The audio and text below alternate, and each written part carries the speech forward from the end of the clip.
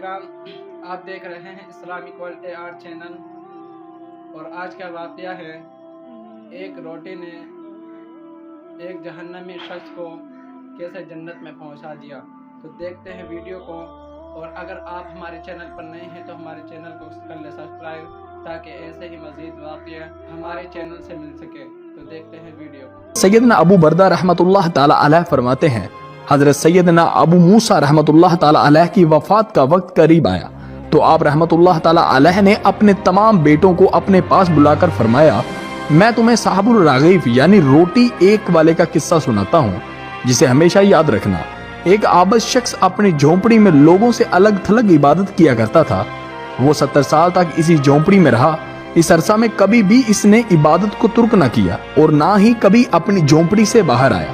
پھر ایک دن وہ جھونپڑی سے باہر آیا تو اسے شیطان نے ایک عورت کے فتنے میں مبتلا کر دیا، اور وہ 7 دن یا 7 راتیں اسی عورت کے ساتھ رہا۔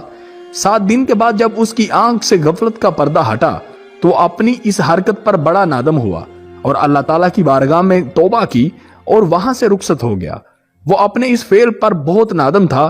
اب اس کی یہ حالت تھی کہ ہر قدم پر نماز پڑھتا اور توبہ کرتا۔ پھر ایک رات وہ ایسی جگہ پہنچا جہاں 12 مسکین رہتے تھے۔ وہ بہت زیادہ تھکا ہوا تھا۔ تھکاوٹ کی وجہ سے وہ ان مسکینوں کے قریب گر پڑا۔ ایک راہب روزانہ ان 12 مسکینوں کو ایک ایک روٹی دیتا تھا۔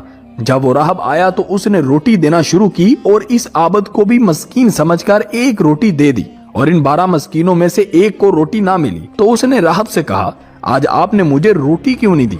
راہب نے یہ جب سنا تو کہا، میں تو 12 کی 12 روٹیاں تقسیم کر چکا ہوں۔ پھر اس نے مسکینوں سے مخاطب ہو کر کہا، کیا تم میں سے کسی کو 2 روٹیاں ملی ہیں؟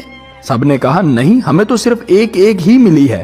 یہ سن کر راہب نے اس شخص سے کہا، شاید تم دوبارہ روٹی لینا چاہتے ہو، جاؤ، آج کے بعد تمہیں روٹی نہیں ملے گی۔ جب اس عابد نے یہ سنا تو اسے اس مسکین پر ترس آیا، چنانچہ اس نے وہ روٹی مسکین کو دے دی اور خود بھوکا رہا، اور اس بھوک کی حالت میں اس کا انتقال ہو گیا۔ جب اس کی 70 سال کی عبادت اور غفلت میں گزاری ہوئی 7 راتوں کا وزن کیا گیا تو اللہ تعالیٰ کی نافرمانی میں گزاری ہوئی راتیں اس کی 70 سال کی عبادت پر غالب آ گئیں۔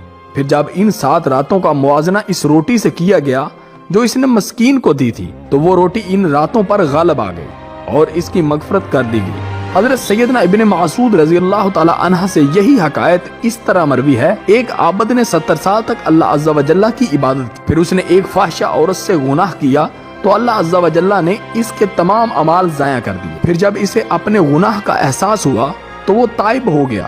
کچھ دنوں کے بعد اسے ایسی بیماری لاحق ہوئی کہ وہ چلنے پھرنے سے معذور ہو گیا۔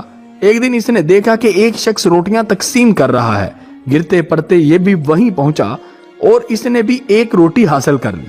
ابھی اس نے روٹی کھانا شروع بھی نہ کی تھی کہ اسے ایک مسکین نظر آیا، چنانچہ اس نے وہ روٹی مسکین کو دے دی اور خود بھوکا ہی رہا۔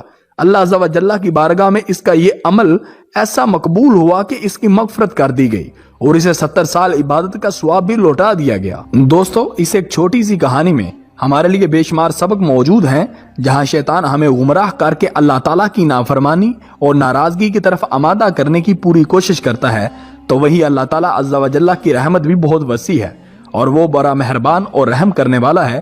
اللہ تعالیٰ اپنے بندوں سے اس قدر محبت کرتا ہے، وہ اپنی نافرمانی کو بھی بھول جاتا ہے۔